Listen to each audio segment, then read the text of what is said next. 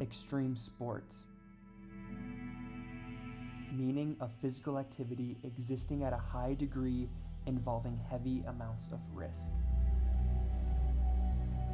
Many perceive these sports as reckless and dangerous. According to the National Electronic Injury Surveillance System, more than 4 million injuries were related to extreme sports from 2000 to 2011. Why do athletes push past boundaries and risk their lives for extreme sports? Are they adrenaline junkies, thrill seekers, wanting to conquer the death wish, or is there more? During the course of this series, we will dive into the lives of extreme athletes, both amateur and professional, to get to the heart of this question. We will investigate how and why these athletes push their limits to achieve the impossible, and what motivates their pursuit for physical and mental capacity that is beyond the norm. Welcome to Moving Beyond Risk.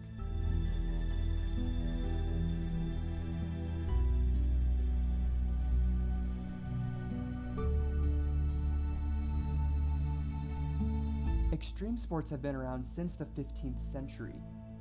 Antoine de Ville was the first recorded mountaineer, climbing Mount Aiguille located in France in 1492.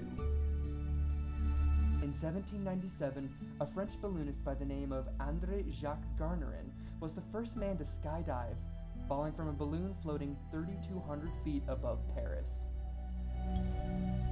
John Muir was the first man known to have free soloed a cliff face at the notorious Yosemite National Park in 1869. Since these historic moments, extreme sports have gained notable attention and generated significant media influence. Extreme athletes achieve celebrity status, their media attention is used to raise awareness for global issues, and extreme sports continue to be legitimized by their inclusion in international sporting competitions such as the Olympics and X Games. But one big question remains. Why take the risk?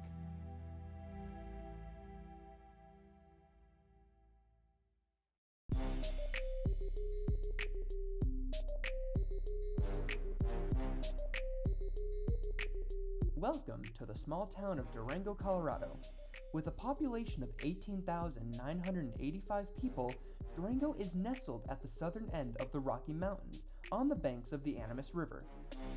Known for world-class outdoor sports like biking, rock climbing, and kayaking, it is no wonder Durango is home to amateur and professional athletes who each have a unique perspective on risk-taking.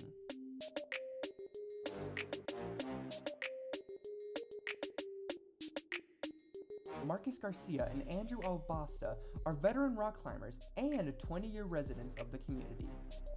I mean, everything's kind of exciting when you're getting into some sports like this, but I think as you start to understand a little more the psychology that goes into it, or you start to enjoy different aspects of it and start to break it down, you know, while the adrenaline and the excitement's an aspect of it, to just pursue that for that sake is kind of cheapens the experience a little bit for me, I guess.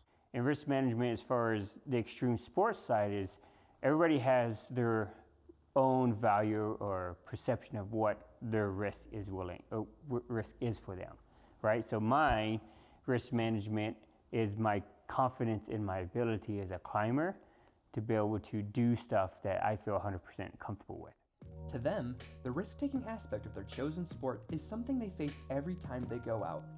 They are aware of the risk and the fear it instills, and insist that every day they face simply the choice of what to do with that fear.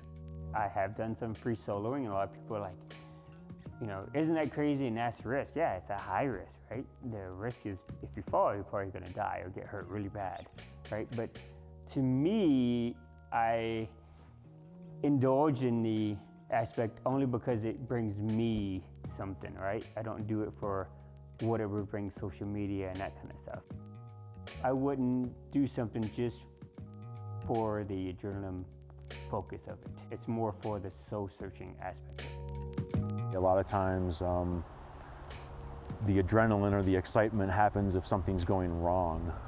So it's, you know, once again, it's just it's something that you accept as part of the sport, and comes at different times sometimes, and every situation is a little different, I guess. I mean, I think anytime you like jump off or out of something, any kind of wingsuiting or base jumping or parachuting definitely has other elements that are way beyond your control. Yeah, but it really comes down to the individual and the choices they're making. Ryder Okumura is another member of the Durango community and also an experienced paraglider. Ryder has been paragliding for almost 5 years, and while he is aware of the risk paragliding introduces, he sees it as a healthy side effect. It's one of those sports where you kind of look at it for years and you never even consider doing it, and then one day an idea comes together and it kind of clicks, and you can realize that you can make a dream pretty much out of thin air. I wouldn't say the paragliding's terrifying. It's more of most of the time, it's very relaxing. So people that take risks, it may be slightly more risky to be doing certain sports, but it does reduce the risk in other parts of your life. So I think overall it's a healthy sport, Marcus and Andrew agree that the risks they take only contribute to strengthen and develop their emotional well-being, and that this benefit far outweighs the risk itself.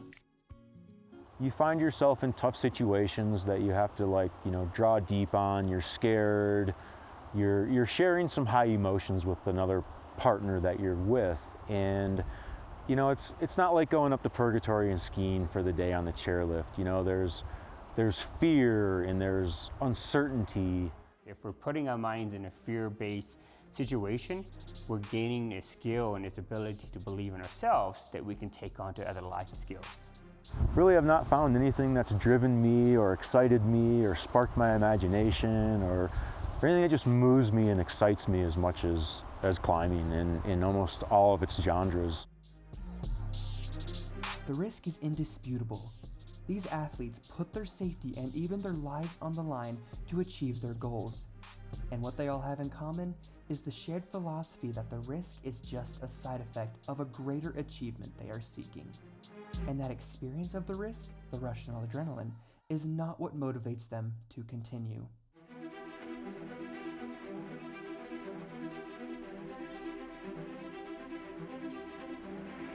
In the coming episodes, we will explore what does motivate these athletes to participate in such dangerous sports. We will hear their stories of how they came to their sport and what they experience from it that drives them to continue. Stay tuned for the next episode of Moving Beyond Risk.